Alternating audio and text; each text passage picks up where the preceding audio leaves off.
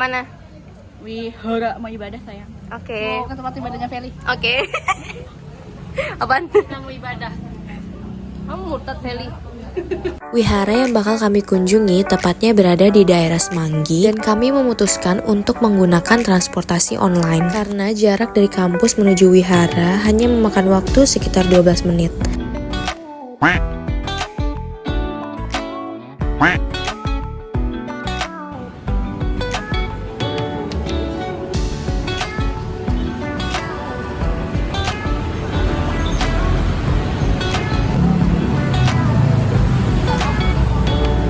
Wihara ini adalah Wihara Amurfabumi yang memiliki nama lain yaitu Kelenteng Hoktaek Junction. Di dalam wihara ini terdapat parkiran yang lumayan cukup luas untuk menampung beberapa kendaraan seperti mobil, motor, dan lain-lain.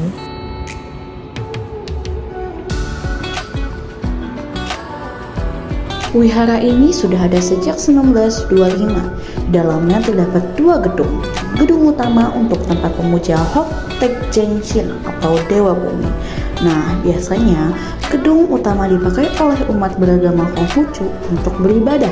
Lalu, gedung kedua digunakan untuk ibadah umat beragama Buddha, Mahayana, dan Theravada. Barang-barang yang ada di wihara ini memiliki makna simbolis yang mendalam dalam kehidupan spiritual umat Buddha.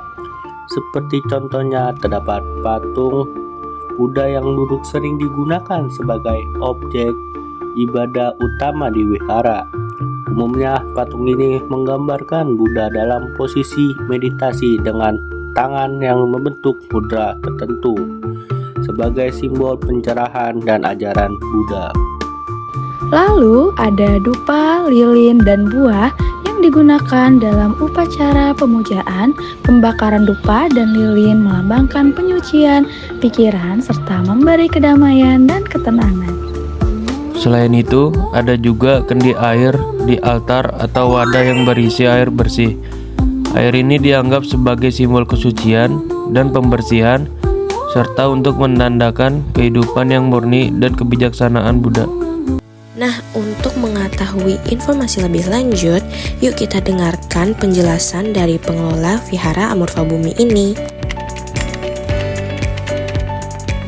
Kalau awal kita berdiri kita sebagai Konghucu. Konghucu kan karena kan yang banyak mengenal dewa itu kan di Konghucu. Kalau di Buddha itu kan hanya ada 3, Buddha, Dharma, dan Sangha. Kalau itu kan beda ya konsepnya. Konsep Buddha itu beda. Kalau yang awalnya kita di bawah ini kita Konghucu. Konghucu dengan tuan rumah namanya Hoktaek Junction. Hoktaek Junction itu Dewa Bumi. Yang di tengah itu kalau jadi yang searah pintu masuk. Jadi dari pintu masuk di tengah sama yang di dalam itu sama gitu. Sama tempat ibadah mesti ibadah ya. Cuman kita biasanya ada yang namanya Sejit, itu ulang tahun khusus untuk dewa. Jadi misalkan dewa, kita kan ada 4 dewa di sini. Jadi kalau misalkan untuk yang Hoktaek Junction, misalkan Sejit, kita hitungnya secara penanggalan lunar dan juga kita rayain per ulang tahunnya.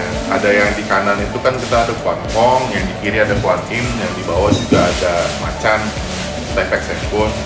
Jadi mereka tuh masing-masing semua ada tanggal ulang tahunnya.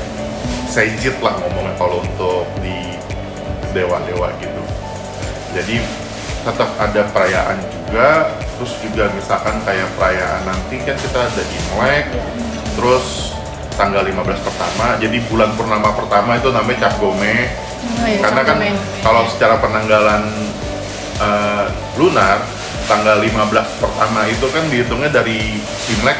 Imlek itu kan tanggal 1, bulan 1, hitungan secara tanggalan internasionalnya. Nah, itu hari dimana tidak ada bulan.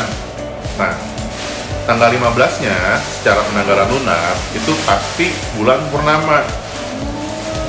Jadi penanggalannya secara lunar itu secara bulan. Nah, itu hari di mana bulan purnama pertama, namanya Cap Gome. Makanya pasti banyak perayaan Cap Gome. Di wihara lain pun pasti banyak. terus makan kue bulan, biasa gitu sih kita tetap ngejalanin tradisi juga, karena itu kan tradisi gitu. Itu persembahan.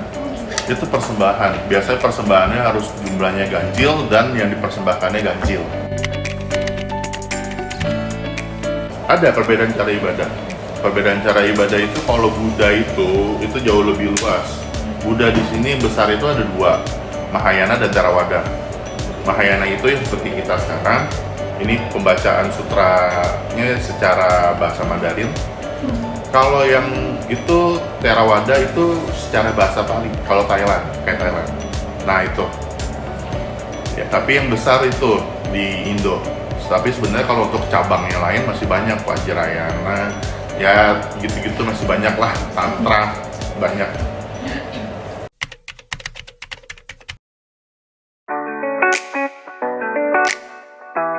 Ciri khas naga itu sebagai simbol. Naga itu simbol apa? Sukses, makmur. Jadi biasanya ada seperti itu. Kalau itu ciri khasnya kita ambil dari yang di bangunan utama. Karena di bangunan utama itu kita di kiri dan kanan itu ada 8 dewa. Jadi di tembok depannya pun juga waktu itu kita bingung sih waktu itu mau apa temanya. Karena waktu itu kita mau memperbagus. Kalau kita nggak buat 108 dewa kan kebanyakan banget. Ya udah kita bikin yang 8 dewa aja. 8 dewa itu saya kurang tahu kalau untuk kita 8 dewa, tapi banyak wihara yang pakai 8 dewa. Mungkin kayak ada sesuatu yang disimbolkan lah oleh 8 dewa ini, tapi kalau untuk mendalami saya kurang tahu. Karena dewa pun banyak ya, karena kita kan masih sebenarnya masih ada saudaranya dengan Hindu. Karena Buddha itu kan lahir dari kerajaan Hindu. Nah, jadi kalau untuk majemuk dewa itu masih sangat banyak sekali. Nah, itu dia live report kelompok 2 di Wihara Murvabumi. Kami memohon maaf apabila ada kesalahan kata atau penyampaian informasi. Karena kami manusia, bukan nabi boy.